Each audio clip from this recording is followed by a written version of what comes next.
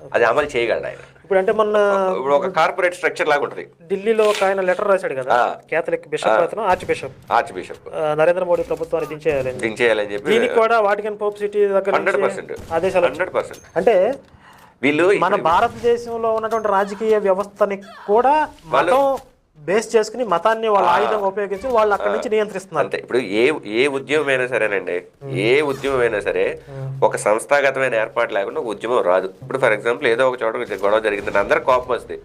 కోపం వచ్చినప్పుడు ఒరే బాబు మీ అందరూ పలానా ప్రదేశానికి పలానా టైంకి రండి, పలానా పని చేద్దామని ఎవడో ఒక లీడర్షిప్ ఉండాలి.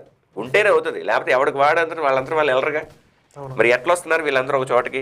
ఒక డిమాండ్ ఎట్లా వస్తుంది? దానికి సంబంధించి లిటరేచర్ ఎక్కడి నుంచి వస్తుంది? ఇప్పుడు నాగాలాండ్ దేశం నుంచి విడదీసేయాలంటున్నారండి. ఎందుకు విడదీయాలంటారు? వాళ్ళ దగ్గర ఒక కారణం ఉంటుందిగా. ఆ లిటరేచర్ ఎక్కడి నుంచి వస్తుంది? ఎవరు తయారు చేస్తున్నారు? ఎవరు దాన్ని డిస్ట్రిబ్యూట్ చేస్తున్నారు? ఎవరు దానికి ప్రోత్సాహం ఇస్తున్నారు? ఎవరు ఫండ్స్ ఇస్తున్నారు?